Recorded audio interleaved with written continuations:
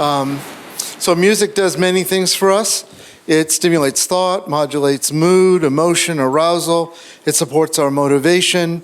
It provides a scaffold for movement and memory and enhances social solidarity. Every psychological function of music is a potential music therapy, a potential window on the brain and for therapeutic purposes. So today, we're going to have two talks by Kathleen Holland and Dario Masala on that address music and movement on one hand, and music and movement and social participation or inclusion. Our first speaker is Kathleen Holland, who is truly a force of nature. So without further ado, do. Thank you. So thanks to Peter, who stepped in as a moderator. He's one of my favorite people in Boston, neuroscientist from MIT, and keep track of his work. It's gorgeous in auditory neuroscience. So it's really a pleasure to be with you today and to have music therapy included in a Music and Brain Symposium. I'd like to thank Michaela for organizing and for dropping into my life and making magic happen. It was beautiful. It was beautiful. And to the Italian consulate and to the wonderful people that have been supporting this today. It's been a really engaging symposium so far, and I'm really pleased to be here. So what I'd like to talk about today is to add on to what Peter has said about why music works, and then to really look at symptom management for people who have Parkinson's disease, of which there are 1 million people in this country alone with PD. One of the people I just met was about 42 years old and was diagnosed. So she's looking at decades ahead of this. This is a very, very difficult disease to navigate, and there's so much hope with music. So I'm a professor at Berklee College of Music. You can basically throw a stone if you're a good thrower from here. And I teach psychology of music, neuroscience in music, and music therapy classes there. I'm an undergraduate in music therapy, but because of the things that I was seeing in my work, I went on for graduate degrees, and I found speech-language pathology with a specialization in music and cognition suited me just fine. Because I really couldn't understand why I was seeing the tremendous abilities nested in disabilities. And of course, it's the great Oliver Sacks who really began to bring that language and focus on empowerment and ability and not just on disability. And I think that's very important, and it certainly was decades ahead of diversity, equity, inclusion practices that we're now engaged in. I've done extensive work with Beth Israel Hospital, also across the river, with their Parkinson's program, bringing the neuroscience into the worlds of people who can benefit from it. And a lot of those have been one-off talks over the years, and really, what do any of us gain from a one-off talk? You know, I want you to think about what do you want to learn today and what can you apply when you leave here, because so often a one-off talk, like if we had one on nutrition, I bet our next few meals would be better choices. But then we're humans, we're going to elasticize back to baseline. And the gifts that music have to bring are lifelong, and as I say, womb to tomb. And today really talking about head to toe. So in a nod to all of the talk about animal responses to music, I'd like to say, I was there last week in this place. I mean, what a blessing. And we were laying out on this lanai, and right off, the whales are calving. They've come down from Alaska, and they're having their beautiful babies. And we were playing Pavarotti. And it was a good speaker system. And we could hear this slapping. It was the fins slapping. On another night, we were playing Pink Floyd. We didn't hear any slapping. I mean, this is all completely anecdotal, but I want to give a nod to the whales and to Luciano. So as Peter was introducing, music is really an incredible force for the brain. Starting in the womb, with responsivity in the womb, it's highly salient to the brain. And think about when you're in a noisy restaurant, and what restaurant isn't noisy these days, where you're dining and then all of a sudden you hear, oh God, I love that song.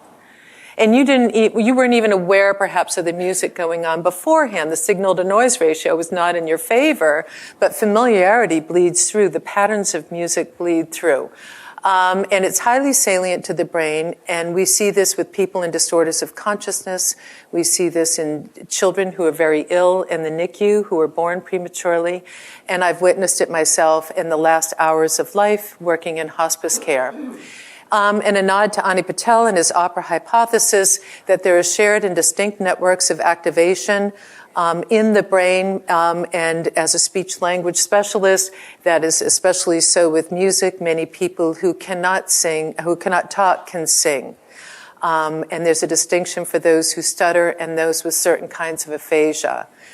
It's generally considered to be, well, it is non-pharmacologic with little side effects, but I dare say music has power, and because it does, it can be used for ill, which the armed forces of the U.S. use it for ill, and find that they can break people faster than other types of interrogation techniques like waterboarding. It only takes 2 to 3 days of listening to the Barney theme 24/7 loudly, which is what goes on at Guantanamo.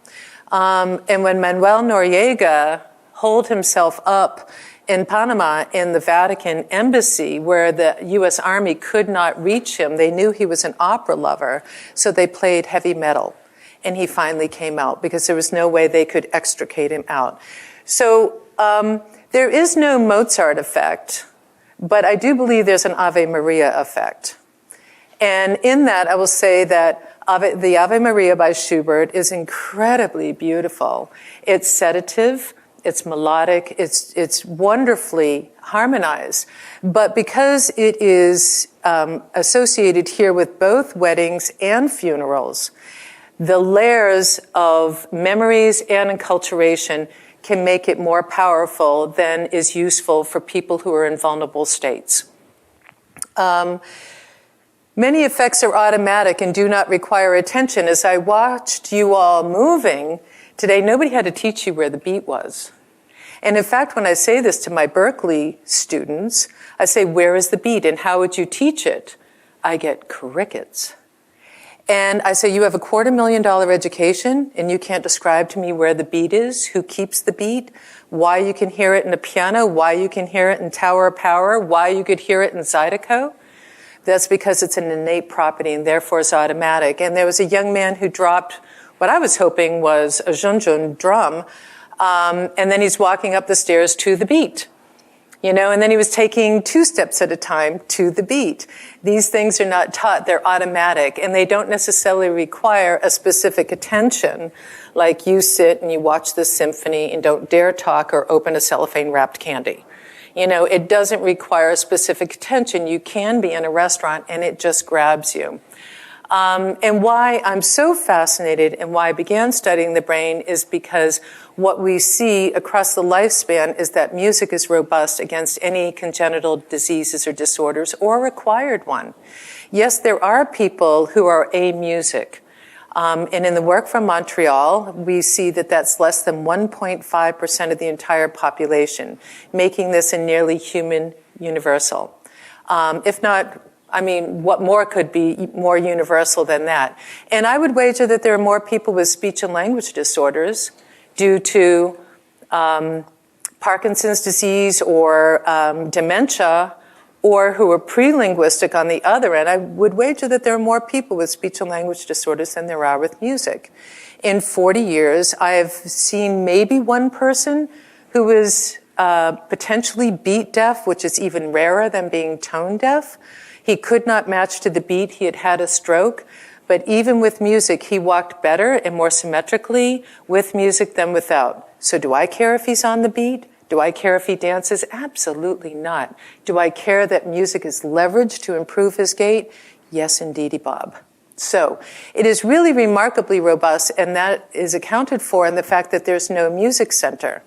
I can give a quiz on anatomy of the brain, and the occipital lobe, which is a third of the cortex, is processing visual information. The temporal lobe is auditory perception and memory. Frontal lobe, executive functions. I can point to all of these functions and where they exist, but there's no way to pinpoint where music exists. It is bihemispheric, it's cortical and subcortical. And isn't that great? I mean, that's really a phenomenal aspect of brain functioning in the humans. So I'm going to start head to toe, and I'm going to start with cognition because I really love to think about thinking. I mean, how do we come in after lunch and get back into being attentive and aroused, neurologically aroused? I got to make that clear with undergrads. Neurologically aroused. And we want to think about how to use that for people with Parkinson's disease. So one of the key principles in music therapy is called the ISO principle. So it means that we're matching the music to the affective or neurological state of somebody's being. If you think about a child in the NICU who's fragile, we're not going to use complex music for them. We're not going to use driving rhythms. That's the wrong music for a developing and vulnerable brain. The ISO principle really means that if somebody is depressed, we're not going to start with Zydeco. We're going to really start to meet them musically where they are affectively and then nudge them in the direction that would be healthier and more functional.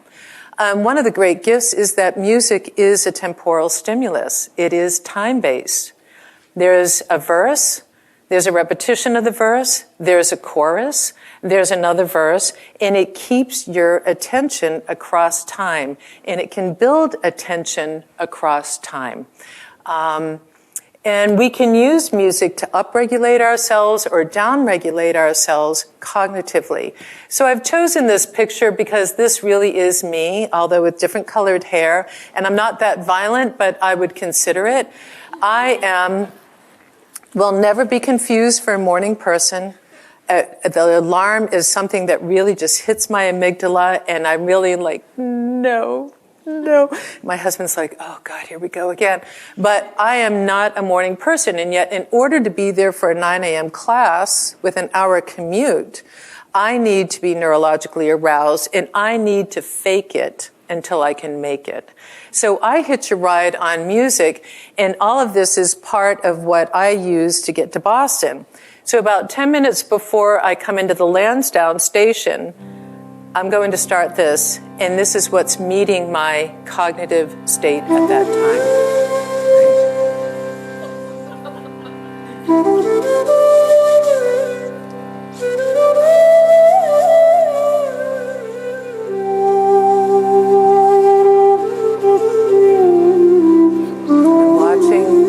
Boston Landing coming up.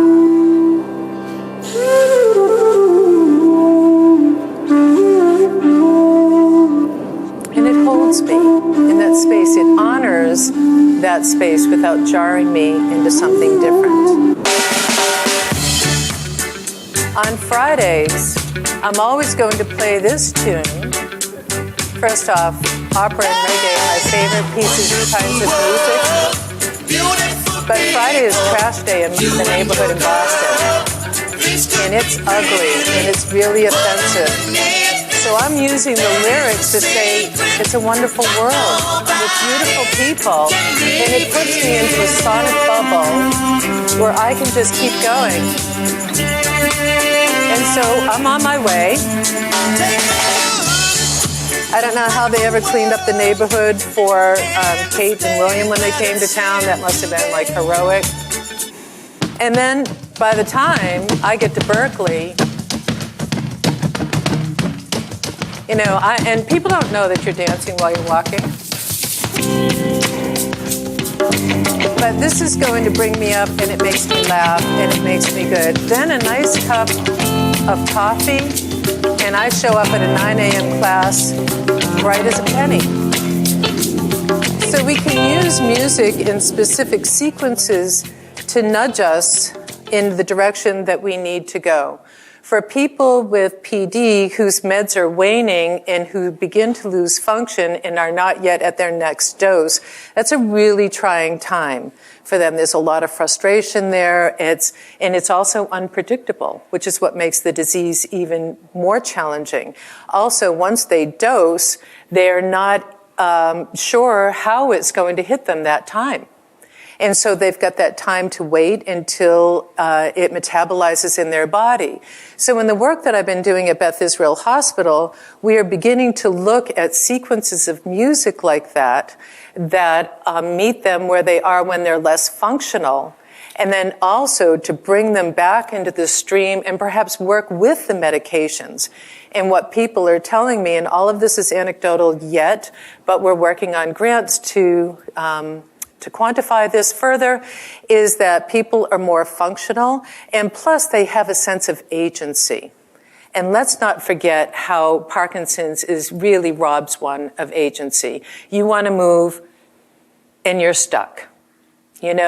So what they find is that they can move in that period and make that a musical mindset period of time where, okay, I'm not very functional, I can't do the things that I want to, so let me have this as a meditative, contemplative time, and using music for that. And then when they're able, and that also decreases stress and frustration. And then when they dose, to start to use the music to bring them up in the same way that I'm doing that with my own system. So with sleep being disturbed, looking at music for down regulation toward nighttime and using that with good sleep hygiene principles, they have found to be effective in restoring sleep. So the cognitively, music, and especially when it's sequenced with intention, is really a great asset. So for the 3 songs that I played for you, know that I have a playlist of about 25 songs for what I call, the playlist is called Waking to a Beautiful World. So I'm not using the same 3 songs all the time, because then it loses its efficacy, right? You're not going to have that same experience. So generally, I find that first song by Krishna Das, that pretty much works every time, because that's really where I am. But I've got a couple of other tunes in that vein that work, and then I have many other choices that I can make for that 20-minute, 25-minute transition from the train to Berkeley, because I can't go into the classroom and say, y'all, I know it's 9 a.m., I'm not a morning person, I'm really sorry, I'll give you my best, but this is it. That's not what they're paying for, although they show up that way, but they can do that. That's what they can do. So for cognition, the folks with PD are really giving feedback that this is an effective time, particularly in the waxing and waning of their medications. So this is another opportunity to look at the ISO principle with emotions, and starting off this is one person's playlist, moving and meeting them in anger. Because when you're angry, when you're frustrated, that obviously creates a great deal of stressors. And so when the music is angry, then it starts to be nudged to frustrated, upset, empowered, steady, optimistic. And it continues to nudge the needle. And again, having the playlist being thick for lots of choices is great. So if somebody likes Hit Me With Your Best Shot by Pat Benatar, they can put that into Pandora and hear other similar music and use those algorithms to help deepen their music libraries and to be intentional, which is a good use of time in their music mindsets. When they're not quite so functional, not quite so online, they can be exploring music and using these algorithms. And they have also, the cohort that just came through the 8-week workshop, have been sharing Shazams that they're taking throughout in the radio, in the car, and in restaurants and things, and sharing that. So they've actually created, as a cohort on their own idea, a music library that they're all sharing ideas, bringing that social piece into the music, even though this was a Zoom-led workshop. That's really a wonderful outcome, to see the socialization that has been happening with them. And in the work of Dr. Satori, that's thrilled me for years, is that chills, the people with PD, even though they have severely restricted and disordered dopaminergic circuits, are still chilling to music. And they are also looking to use that in those music mindset moments. And again, that's a particular part of music that gives you the shiver up and down your spines that you do not want to over-listen to.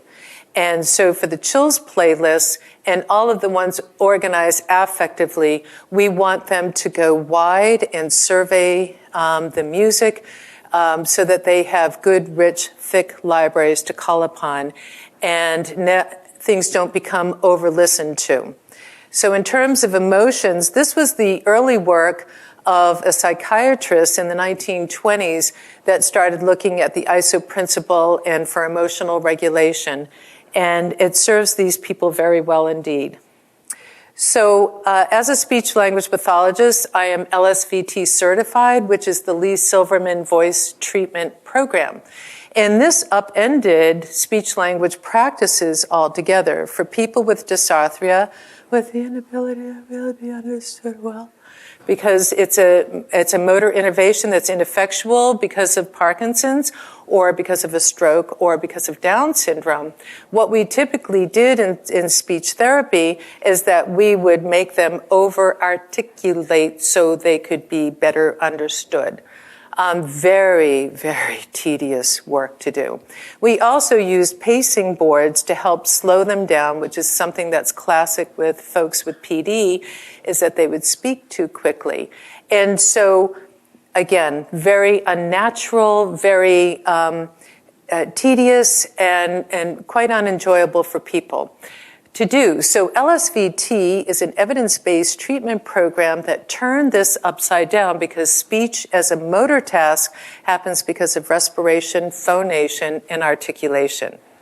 And instead of working on articulation, they began to teach good, deep breathing that provided the subglottic pressure to keep the vocal folds in motion. And with a good sound source, articulation took care of itself. Didn't have to work on saying pat, pass, pack, which is obviously more challenging. So if you've never seen vocal folds, let me introduce you to it. It looks a little bit like, to me, it looks a little bit like sitting on a dock and watching the water come up against it. And because vocal fold physiology is so fast, and in fact earlier, Psyche Louie was talking about 440. If I were to sing 440 hertz, my vocal folds are opening and closing 440 times a second. That's very, very fast, very heat intensive as well. So like any other motor system in PD, this is ineffectual. And the primary role of vocal folds in our bodies is to protect our lungs from infiltration. The fact that we sing and speak with them is completely secondary. So proper vocal fold function is key. Respiration that drives enough pressure, air pressure, to keep them in motion is also key. So there is a numbing of the nostrils, and they drop a camera down the back of the throat with a stroboscope, which allows us with the naked eye to be able to see the motion because it happens too fast. 440 is too fast for us to see.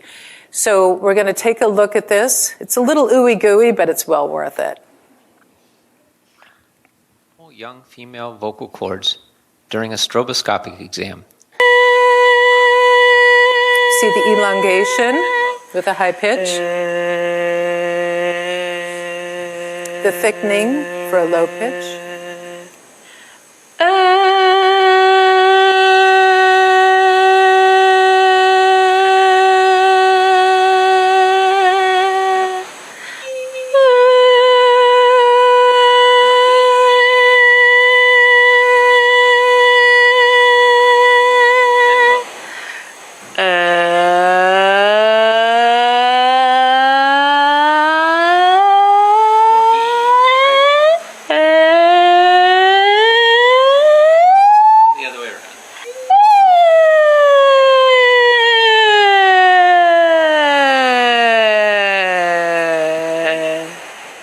Okay, so the lengthening and the thickening are related to pitch and to amplitude, and it's really quite a marvel, is it not? And so every time you swallow successfully, that's great, because all of this happens very, very quickly, the protection of the epiglottis, etc.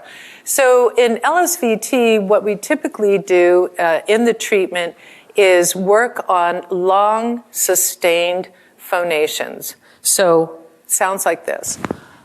ah.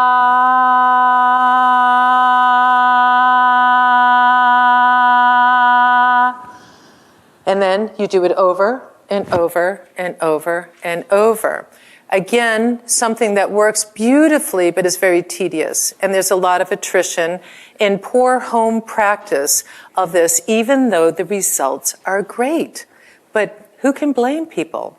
And what you see when we make that into music and have the pitch variation and the amplitude variation, you've got calisthenics for the vocal folds.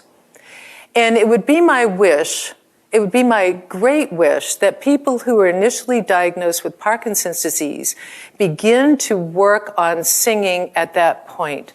Because when I meet them in stage 3 out of 4, and they're already having swallowing problems, it's like saving a child in the ocean when they're 10 feet away from the shore instead of next to you in your hand. Right? It's very difficult to do that work at that point. But if we can build capacity for that kind of vocal fold adduction at midline, it's going to protect them because swallowing is in pneumonia from aspiration is one of the typical ways that folks pass away from PD. And so one of the things that came out of the LSVT research was this bonus thing that people were more successfully swallowing. They weren't having to go and change their diets. And I think that's one of the saddest things I have to do as an SLP is to change people's diets and say, okay, you're going to have to go on a pureed diet. Here's your green puree, your brown, gray puree, and your white. I mean, there's no quality of life to that really, and there's no dignity, but there is safer swallowing. So if we can build that capacity through singing, we not only get all of these great results in speech articulation and intelligibility, but we also have swallowing success. And when those can be done in choirs, and there are choirs all over the world, then that is an absolutely wonderful way to take people who are terribly isolated. And Vivek Murthy's work has shown us the public health crisis cost of loneliness, that when they are engaged, they have a better quality of life overall. So in movement is really the easiest thing that we treat in music therapy because of the strength of the sensory motor connection between sound and movement. And for those of us from Boston, it is this disconnect between sound and movement that allowed the FBI to identify the Tsarnaev brothers as the perpetrators of the Boston Marathon bombings. Because when they looked at all those videos and they didn't have anybody on their scene, on their radar, what they noticed is that when those bombs hit and everybody ran, those boys didn't. They wanted to look and see what happened. And that was the first indication that they were possible suspects. They violated the strength of our auditory motor coupling. And with rhythm, it's remarkably easy for the human condition to hear 2 beats and know where the third one stops because we have feed-forward brains. We can predict. And we've heard a lot about prediction today. And rhythm, of course, is the best. So there are films, and I'm running out of time, so there are films that you can see online. But the people I work with Parkinson's are organizing their playlists by beats per minute. And 80 to 84, like Michael can probably hear the difference between 80 and 84 beats per minute because he's a bass player and he's trained to do that. But most people wouldn't recognize it, although they might work a little bit faster, but not detect it auditorily. So it need not drill down to being that specific. And it need not be just one playlist, unless you're like at the YMCA going around a track where you're keeping a steady beat, but you can have opportunities to challenge the system. Okay, for 1 or 2 songs, you're going at 92 beats per minute. Now you're going to go to 96. Now you're going to go to 100. Now you're going to bring it back down to 96, perhaps. and back to 90 or all the way to 84. Like if you're running the Boston Marathon, you've got Heartbreak Hill, you've got those challenges that can be built into the music to challenge the motor system. But music serves as an external organizer when internal organization has been disrupted by neurogenic diseases and disorders. And we heard earlier about the dance companies. I was in India lecturing to the Neurology Society of India, and they had a Bollywood group of PD folks. They were marvelous, and they were having such a good time. So all around the world are dance companies that are being organized in support and, again, offering social opportunities. So in the response, just some of the anecdotes that we've seen from some of the folks, that music is a gift that provides relief, that can increase the dosage at any time. Other people talked about coping. Singing with music is more fun than without, and it helps the voice in swallowing. And they become more interested in music and in different aspects of socialization. This is what we want for a population that can be very, very much socially isolated. So there are opportunities for music to be of service in head-to-toe management, up and down regulating functions of cognition and emotions. It's also a tremendous tool for resilience and mindfulness, and that should not be overlooked, particularly for people who are losing function that lasts over decades. And the social bonuses are tremendous. And again, my aspiration in my practice is that for many diseases and disorders, at the time that a diagnosis is given and a prognosis is given, that tools for resilience and tools to manage it, especially through music, would also happen. So thank you.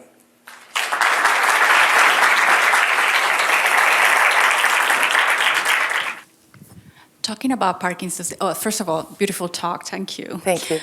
Secondly, talking about Parkinson's disease, is it also true, are you also planning on doing something with early onset Parkinson's disease, and are they considered as a different group? And do you know if there already are programs for them to benefit from music? The only one that I think there are efforts around the country here that I'm aware of, but the program at BI seems to be very progressive and has been working with the Rocksteady Boxing and other aspects, but saw the promise of music and has begun to create 8-week workshops or support my work in doing the 8-week workshops. We're getting ready for a second round. And by the way, I've also invited the people in the workshops to join me at Berkeley for classes, which has also been another opportunity for intergenerational sharing and learning.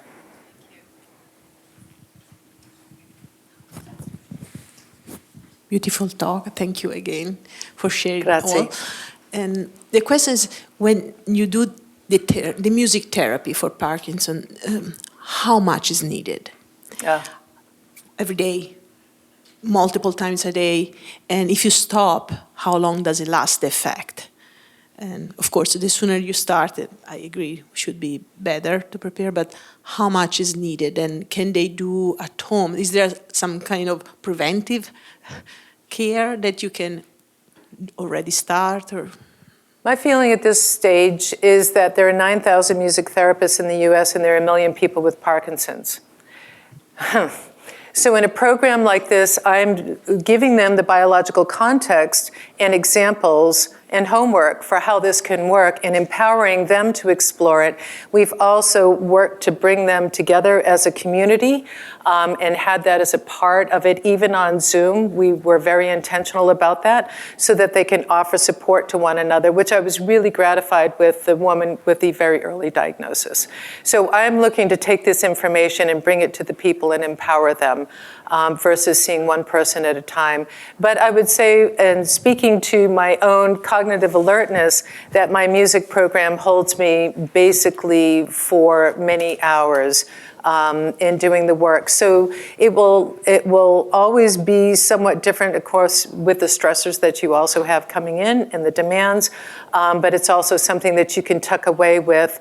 Like yesterday, I did a program for nurses, an 8-hour training for nurses to bring music to the bedside and also for themselves. So what music can you have that's 2.5 minutes long that you can tuck into a linen closet and go into a sonic bubble and revive, so that whatever happened in that room that was such a stressor, you were yelled at, the person died, whatever it was, you can have an intentional sonic bubble moment where then you go into the next room and do the best that you're capable of doing.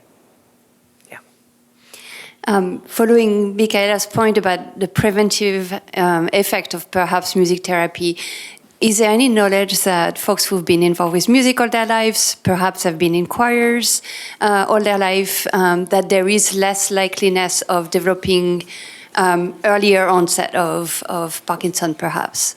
Do you know, I can't speak to that about Parkinson's, but I think the case of Glenn Campbell and Tony Bennett really showed that music training, extensive music training, could be neuroprotective. I mean, when Glenn was identified, and we met with his family and Francis Collins and all of the researchers in Boston, he was mid-stage Alzheimer's when he was diagnosed. And he went on tour for 425 days and did 151 shows. On stage, he was improvising, he was singing old songs and new songs. Off stage, he was paranoid, sometimes violent, didn't know the names of his children. The difference in presentation was huge. And the neurologists were saying, well, he's talented, this is why he's still able to play. It's like, no, baby, that's thick neural circuits. That's really what the neuroscience researchers showed us. The differences in the brain are remarkable. If you look at people with Down syndrome who have a high incidence of getting Alzheimer's because they do not have thick neural circuits, Alzheimer's goes through them in a matter of weeks and months versus neurotypical people. Hi, I have a statement to make. I have a daughter who's 15 with the diagnosis of Rett syndrome, and she's nonverbal. Mm-hmm. She loves her music, Mm-hmm. and through all her music over the past 15 years, she's really trying hard to talk. Yes. And you can hear it in her voice, you can hear it in the sounds. And I just want to say thank you for all the work that you're It's doing. my pleasure. Oh, sweetie. I had many Rett syndrome people in my life, and they taught me so much about their ability to respond to sung cues versus spoken cues, their intention to communicate, and the ways that we could support them in that. And I have a picture of a Rett syndrome girl who walked to me and held my hair, and they took the picture like that, and they had just denied her music therapy in her IEP process, and it was for ambulation. So, thank you for sharing that, darling. All right, so thank you. Thank you, Peter.